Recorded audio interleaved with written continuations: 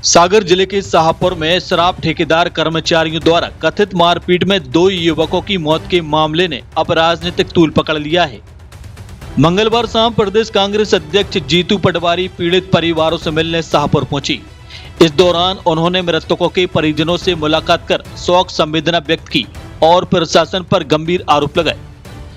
शाहपुर पहुंचकर जीतू पटवारी ने पुलिस और प्रशासन की कार्यप्रणाली पर सवाल खड़े किए।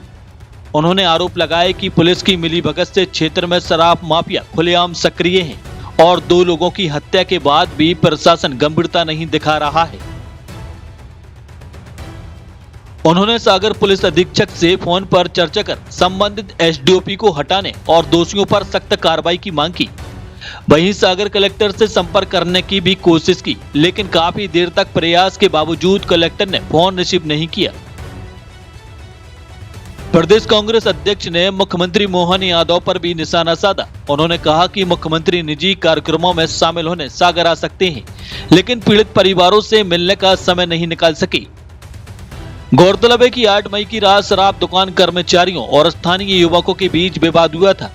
आरोप है कि इसी विवाद के दौरान नीरज प्रजापति और सूरज अहरवार की पीट कर हत्या कर दी गई। घटना के बाद पूरे क्षेत्र में तनाव का माहौल बन गया था। आक्रोशित ग्रामीणों और परिजनों ने शाहपुर चौकी के सामने सब रखकर चक्का जाम किया था। बाद में क्षेत्रीय विधायक गोपाल भार्गव के आश्वासन के बाद प्रदर्शन समाप्त हुआ। वहीं घटना के बाद प्रशासन ने शाहपुर चौकी प्रभारी अशोक उपाध्याय को लाइन अटैच कर दिया। साथ ही मृतकों के परिजनों को 10-10 लाख रुपए की आर्थिक सहायता देने की घोषणा की गई। पुलिस ने मामले में अब तक 2 आरोपियों को गिरफ्तार किया है, जबकि अन्य आरोपियों की तलाश की जा रही है। फिलहाल क्षेत्र में एहतियात के तौर पर पुलिस बल तैनात किया गया है और मामले की जांच जारी है।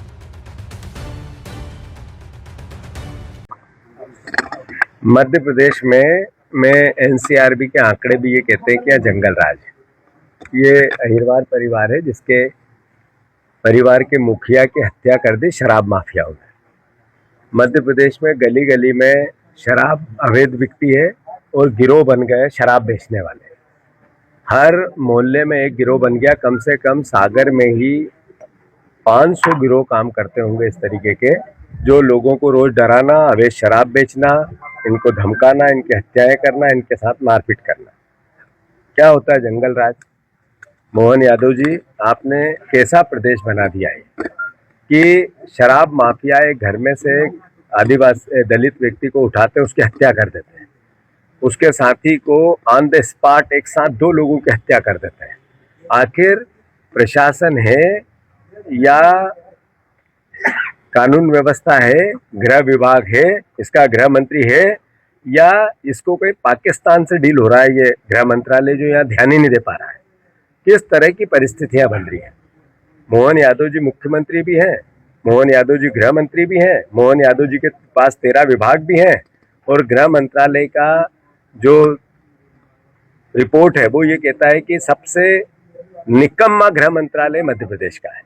ये सागर जिला रेहली विधानसभा के अंतर्गत आता है।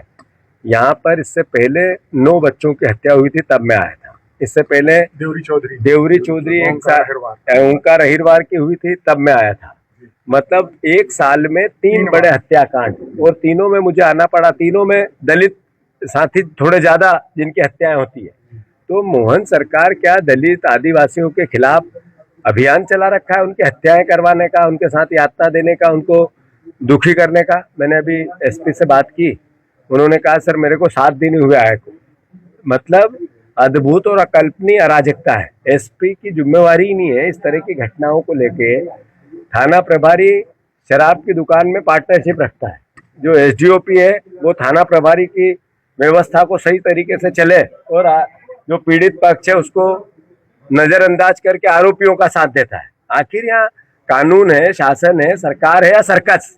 ये समझने की आवश्यकता है। शासन से मान्यता प्राप्त Amreen high secondary school, pre admission open, कक्षा नर्सरी से 12वीं तक, MP board English and Hindi medium. समूचे कैंपस में सीसीटीवी कैमरे की सुविधा, शाला में स्मार्ट क्लासेस के साथ ही शासन से प्राप्त सभी प्रकार की छात्रवृत्ति का लाभ। बच्चों को खेल का विशाल मैदान, शुद्ध आरओ वाटर कूलर से छात्रों को पेयजल की सुविधा के साथ सभी प्रकार की अत्याधुनिक सुविधाएं। नवीन अमरीन प्ले स्कूल एवं प्री प्राइमरी स्कूल प्रारंभ। हमारा पता है वाग्द हॉस्पिटल एवं शासकीय ITI के बीच में सुभाष नगर खुरई रोड सागर।